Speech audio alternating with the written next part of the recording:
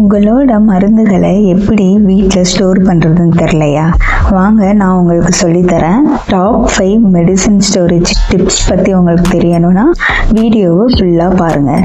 Number 1, உங்களோட மருந்துகளை நீங்கள் ஒரு ட்ரையான இடத்துல தான் வைக்கணும்.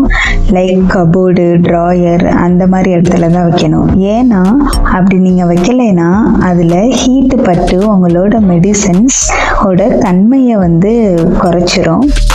டிப் நம்பர் 2, எப்போவுமே நீங்கள் வாங்கிட்டு வர மெடிசன்ஸை அப்படியே அதோட பேக்கெட்டில் இருக்கிற மாதிரி தான் வைக்கணும். லேபிள் கிழிக்காம தான் வைக்கணும். பாக்ஸோட தான் வைக்கணும்.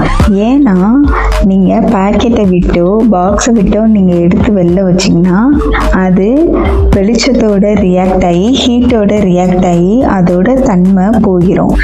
நீங்கள் லேபிளை கிழிச்சிட்டிங்கன்னா அது எந்த மருந்து அப்படின்றது உங்களுக்கு கண்டுபிடிக்கிறது கஷ்டமாயிடும். டிப் நம்பர் 3, ரெகுலராக நீங்கள் எக்ஸ்பைரி டேட் செக் பண்ணணும். இல்லைன்னா அதனால ஏற்படுற சைடு எஃபெக்ட்ஸ் அதிகமாகும்.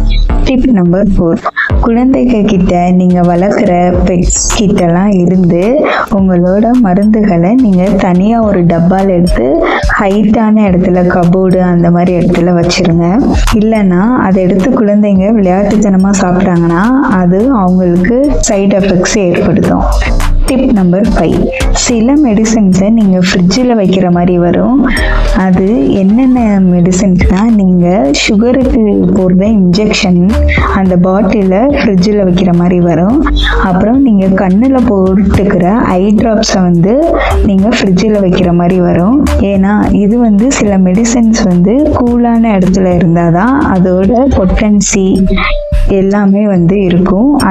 ஸோ இந்த மாதிரி உங்களுக்கு மெடிசன்ஸ் பற்றி உங்களுக்கு நிறையா ஸ்டோரேஜ் டிப்ஸ் பற்றி வேணும்னா மறக்காமல் ஹெல்த் சோஷியோ வியூவை ஃபாலோ பண்ணிக்கோங்க.